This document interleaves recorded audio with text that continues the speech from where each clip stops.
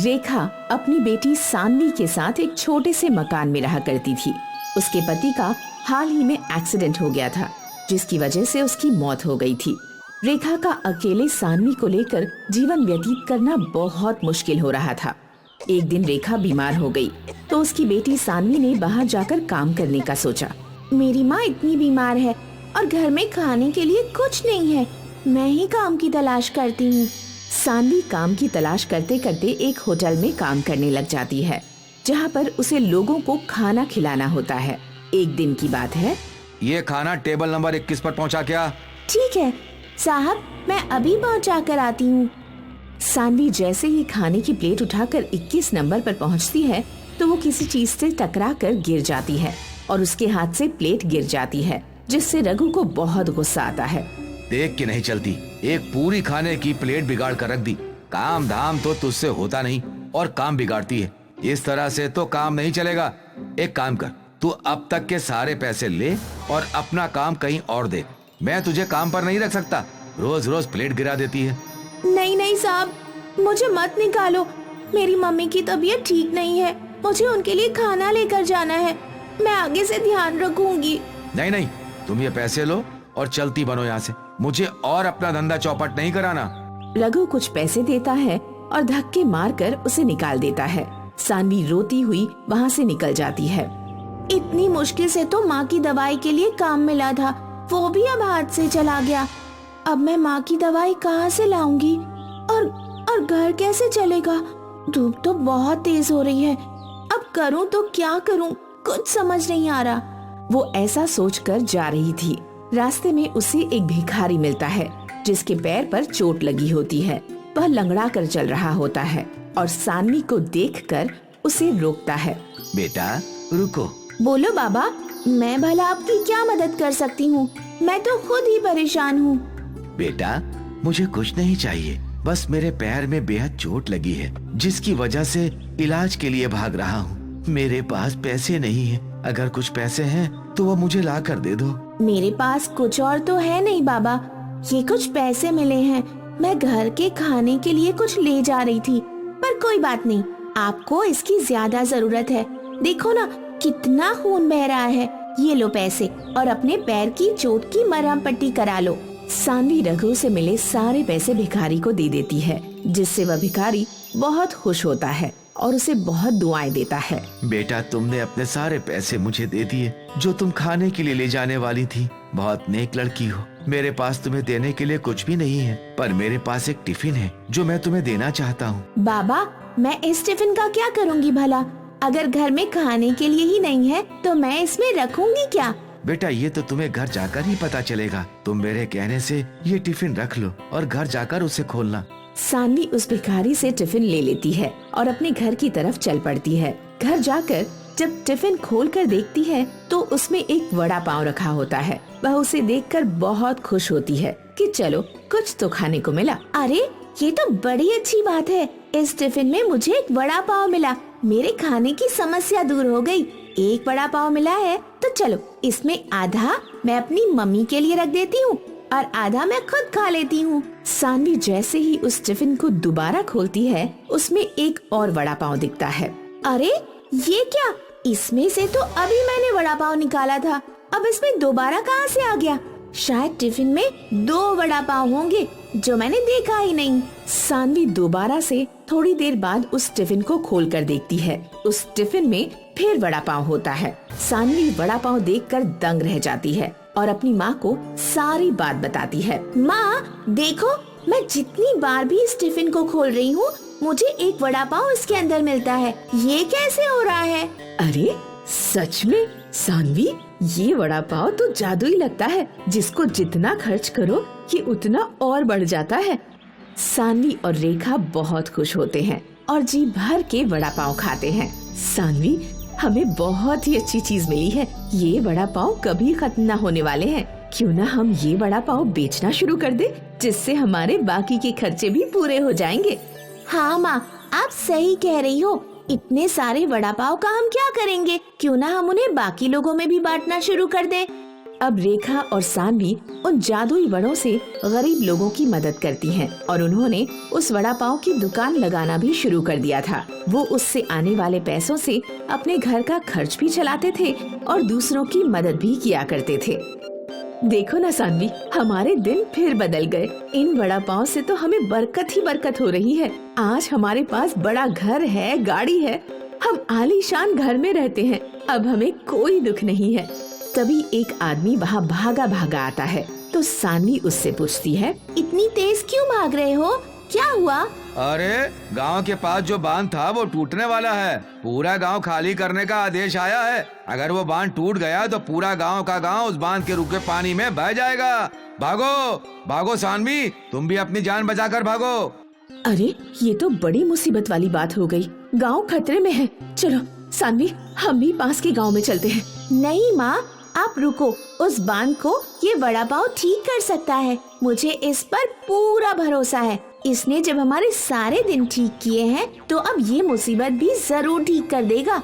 सानवी उस जादुई वड़ा पाव को बांध के पास ले जाती है और उससे कहती है, जादुई वड़ा पाव, तुमने हमेशा हमारी मदद की है। अब इस गांव को तुम्हारी मदद की जरूरत है। तुम इस बांध को टूटने मत देना। कुछ भी करो, इस पानी का रुख इस गांव की तरफ ना हो पाए।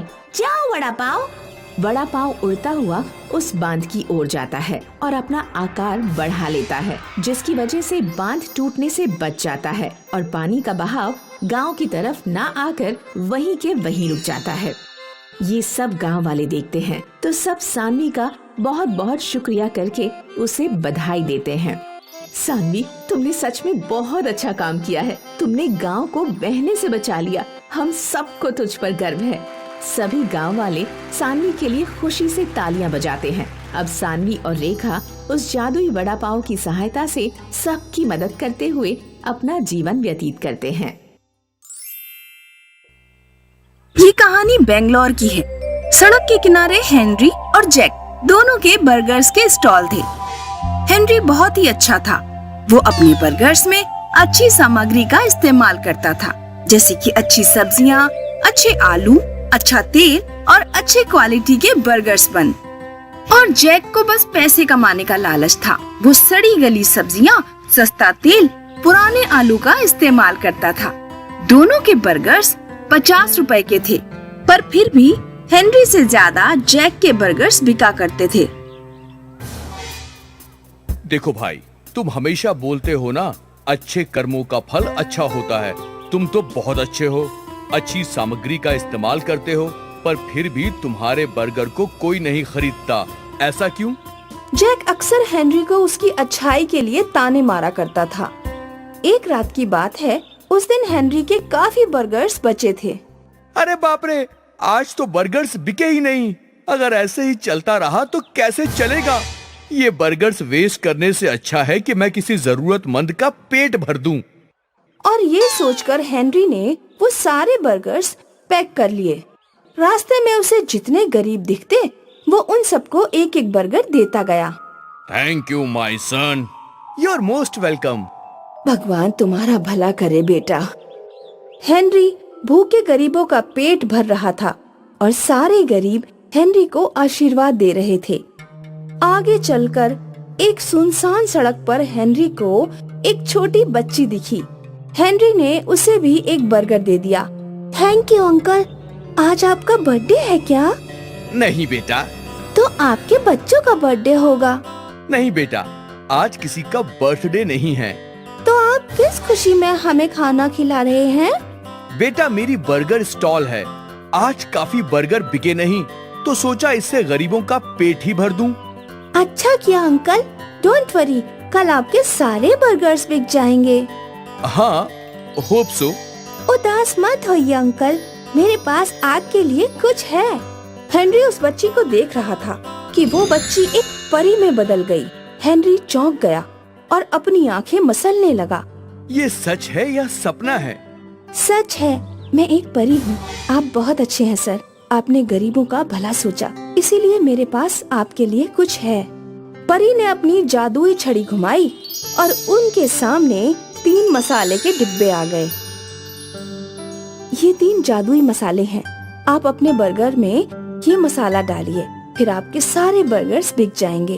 Thank you. और फिक्र मत करिए, ये मसाले के डिब्बे कभी खाली नहीं होंगे। Thank you so much. आप इसी तरह गरीबों की मदद करते रहिए सर। अलविदा। परी गायब हो गई। हेनरी के हाथ में वो 3 डिब्बे थे जिन्हें हेनरी अपने घर ले आया था। सारी रात हेनरी उन मसालों के डिब्बों को देखता रहा। उसे यकीन नहीं हो रहा था कि उसे सच में परी मिली थी। अगली सुबह हेनरी अपने स्टॉल पर पहुंचा और बर्गर बनाने लगा। उसने अपने बर्गर में वो तीनों जादुई मसाले मिक्स कर दिए और हमेशा की तरह बर्गर बनाकर तैयार कर लिए। इन बर्गर्स की खुशबू हर जगह फैल गई। आने जाने वाले लोग इसी खुशबू से खिंचे चले आए। मुझे एक बर्गर दे दीजिए। मुझे भी, और मुझे भी। देखते ही देखते हेनरी के स्टॉल पे भीड़ लगने लगी और हेनरी के बनाए हुए सारे बर्गर्स बिक गए। ये देखकर जैक जल भुन गया। अरे ये हेनरी ने क्या गड़बड़ की है? आज सारे लोग इसके ही बर्गर क्यों खा रहे हैं? जैक परेशान था। अगले दिन भी हेनरी के सारे बर्गर्स बिक गए तो जैक ने हेनरी से पूछा, क्या बात है भाई, आजकल तुम्हारे सारे बर्गर्स बिक रहे हैं? हाँ, क्योंकि मैं अच्छी चीजों से बर्गर बनाता हूँ, वो भी जादुई मसाले डालकर। जादुई मसाला? तुम नहीं समझोगे। हेनरी का बर्गर स्टॉल अच्छा चल रहा था। ये जैक को अच्छा नहीं लग रहा था। जैक अपनी हर कोशिश कर रहा था। उसने दाम गिरा दिए, फिर भी लोग हेनरी के बर्गर ही खा रहे थे। एक दिन जैक ने सोचा कि वो जादुई मसालों के बारे में पता करके ही रहेगा। इसीलिए जैक हेनरी की गैर हाजिरी में जादुई मसाले ढूंढने लगा। यहीं कहीं होगा जादुई मसाला। जैक को वो 3 जादुई मसालों के डिब्बे दिखे, पर जैसे ही जैक ने उन मसालों की डिब्बियों को हाथ लगाया तो सारे मसाले उसकी आंख में उड़ गए। मसालों की मिर्ची से जैक यहाँ वहाँ भागने लगा। उस दिन के बाद फिर कभी जैक ने 3 जादुई मसालों को छीनने की कोशिश नहीं की। कुछ महीनों में हेनरी ने जादुई मसालों से बने बर्गर बेचकर काफी पैसे कमा लिए। अब उसका छोटा सा स्टॉल एक बड़ा बर्गर जॉइंट बन चुका था और अब भी उसके बर्गर्स की खुशबू कस्टमर्स को आकर्षित कर रही थी। हेनरी हर रात बर्गर जॉइंट बंद करने के बाद एक्स्ट्रा बर्गर्स बनाया करता था।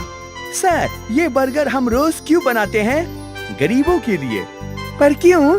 ये तुम नहीं समझोगे।